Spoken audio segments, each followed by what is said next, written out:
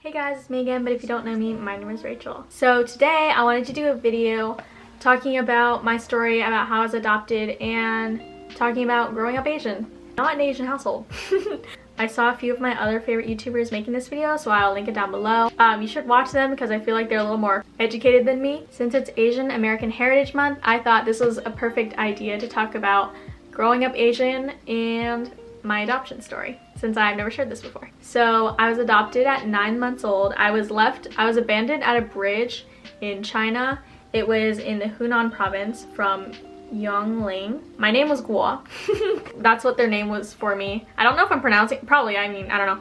Yeah, that was their name they gave me. And then my parents brought me back home to California. That was where I lived for 13 years. And then we moved to Washington and we've been here for almost 5 years. While we were still in California, we got Sarah at 4.5 years old, and she had a blood disorder, but actually I didn't know she had a blood disorder until like I was a bit older because she was healthy when she came back to the States, so that's probably why I didn't even notice it. When I was getting adopted, I think SARS was, hold up. Was SARS during when you got me? SARS was going around when I was adopted, and then when Sarah was getting adopted, their swine was going around, and so both my parents went through that when they were adopting us. But yeah, so next is what I'm gonna cover is what it's like growing up Asian American as me. Asian American, but also adopted.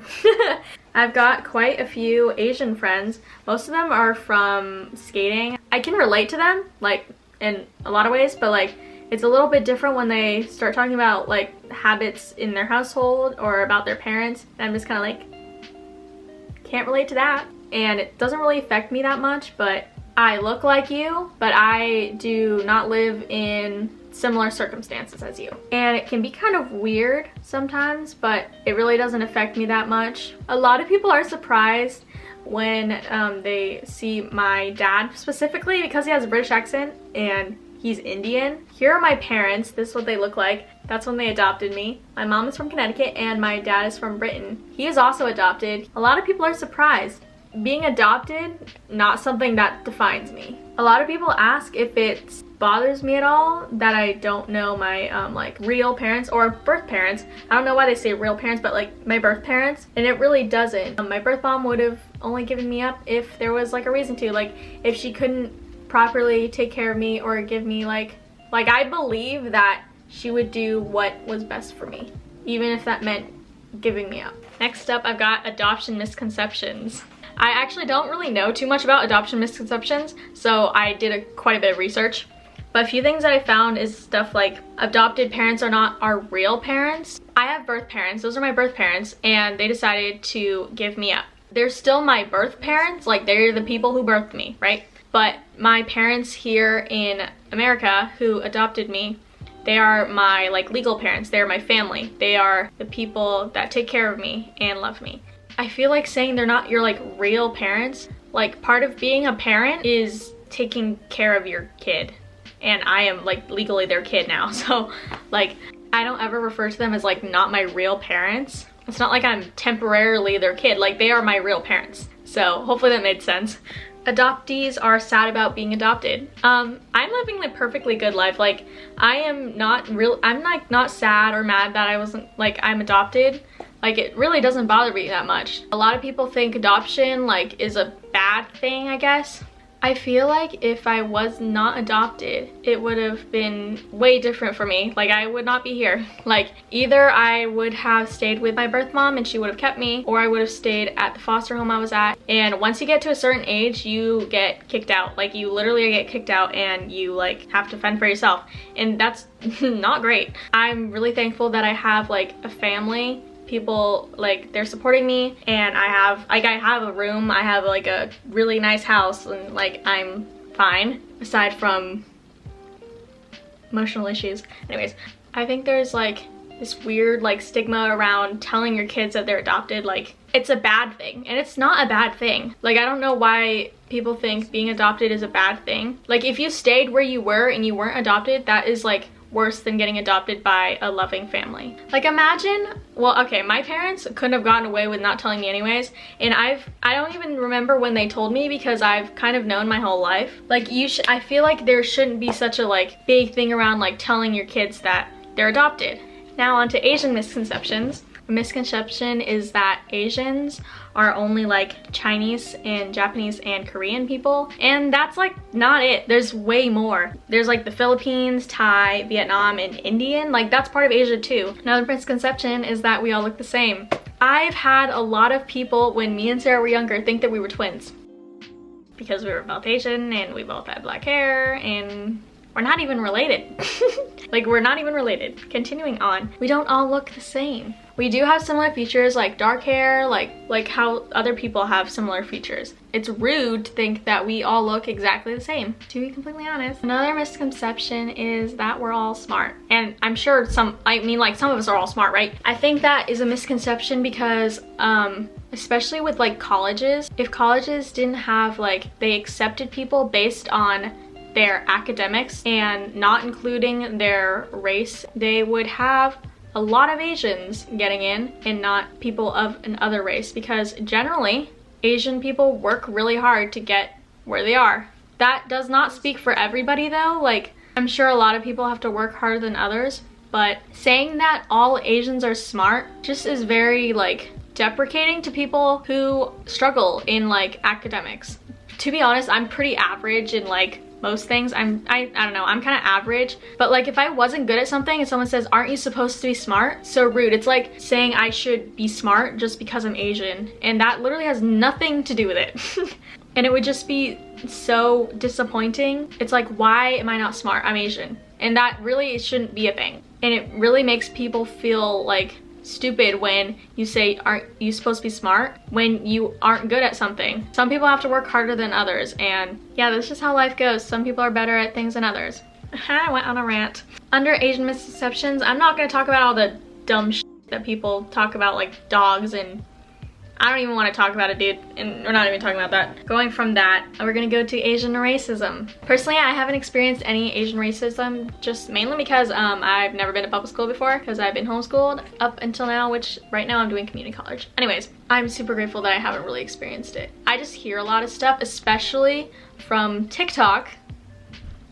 I don't like TikTok, to be completely honest. It's just, ugh. TikTok really isn't a great place.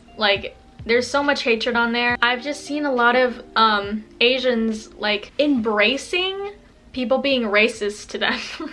That's they're accepting the joke. They're embracing how people are making fun of them, and we really shouldn't do that. We're just encouraging it, and it's not right. It's we're allowing other people to make fun of us because we are making fun of ourselves. That doesn't go for everyone, obviously, but it's we're encouraging it. I also know that when we do try to stand up for ourselves, that we can get diminished because we're being too sensitive. Why are we being too sensitive if you're making fun of us? And that's not what we should be doing. We should not let people treat us that way. I'm speaking truth. Next up is Asian representation in the media. I'm going to cover more stuff like Asian representation in YouTube and music industry. Not really in movies, because I don't know too much about that, but I'll lightly cover that.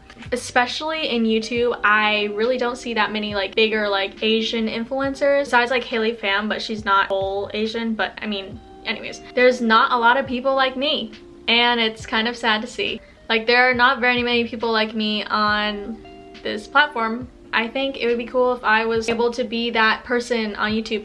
They'd look at me and be like, oh, she looks like me. She's like me. I don't see a lot of people that are like me on YouTube. And the representation of Asians on YouTube is not great, to be honest. That's why I'm here. And especially since I am adopted, I feel like I can have a voice for other people who have been adopted too. And a little bit to lightly cover Asians in movies. There really isn't that much Asian representation in movies. I know there was Crazy Rich Asians. It's they're putting in Wasians that look more American, just to say we put in Asians. And it's fine if you're a Wasian, that's fine. But for people who are full Asians, they watching these movies with Wasians in it, and you being a full Asian, or Chinese. If you're fully Chinese, you're looking around and you don't see anyone that's like you. It can be very discouraging. Basically make you think that you can't make it because you don't look like any of these other people that are in the media, and it's really sad. Honestly, same. I wasn't really gonna touch on this, but it's pretty privilege, especially on TikTok. People like look pretty. I'm trying not to be super mean, but they generally are white, blonde haired, really skinny, have blue or green eyes. And I am the opposite of that. I have dark hair, brown eyes, I'm short, I'm not really skinny, and it's just kind of like, wow, I will never be like that. Yeah, that kind of rolls into our next topic, which was like the standard of beauty in America and how I am still loving myself even though I don't look like everyone else. To me, the beauty standard right now is either you look like a model, you're tall, skinny, and have long legs and a long torso, or you are slim thick. I'm not either one of those, and I will never be one of those. Also, something that's been heavily engraved into my brain is that girls who are tall, skinny, blonde hair, blue eyes are the pretty ones. And that's probably because I watched too much Barbie as a kid. Something I struggled with for a while. I've definitely learned to accept that I will never be like that. And it took me a while, but I've truly found I have my own beauty. And it's also kind of in my fashion too. Like, I don't want to look like everybody else. I just try not to fit into anybody's like mold or standard, and I think that's really helped me because I truly do not want to be like everybody else anymore. I don't know, it's great. I'm doing pretty good. I just want to send that message to you guys that I truly believe that being different is not a bad thing. It's great to be unique. I know that's kind of like a cliche, but being unique is what makes you you. If you were like everybody else, there's nothing different about you. Like, there's no one out there like you. Like, no one out there like you. And personally, I'm a Christian. I believe that God made me specifically how I am. He designed me perfectly. Like, I am perfect.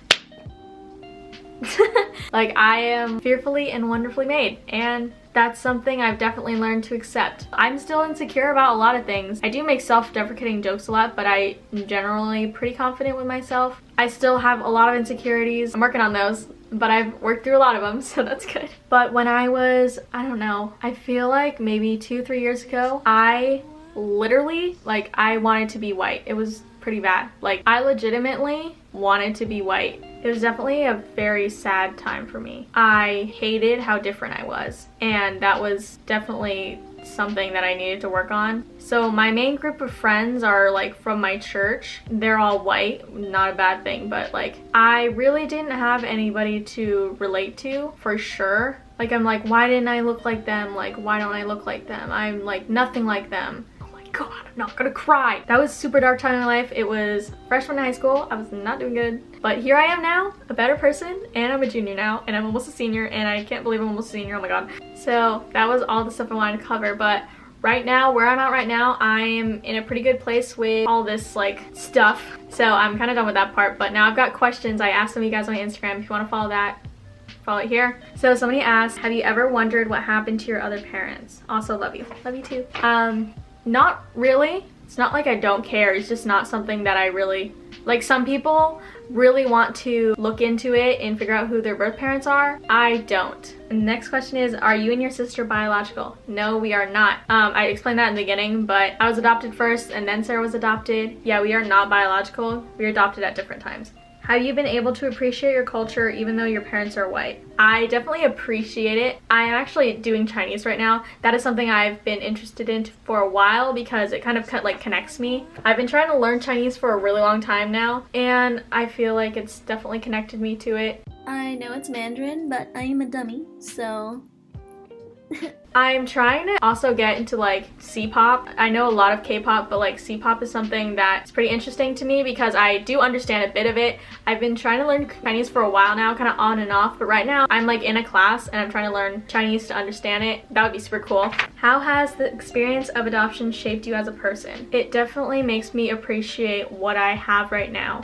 I feel like I kind of have like almost like a duty to make something out of myself. I'm very goal oriented and I always like striving for perfection. I also am a perfectionist, but I'm working on that. Anyways, it's almost like knowing that I would not have been here unless I was adopted is amazing to me. Like, if I was not here, I would not be doing what I'm doing right now, and I honestly would probably not be living such like a luxury of a life than compared to what I could have been living. I really want to be like an example to like other people that like you can do anything.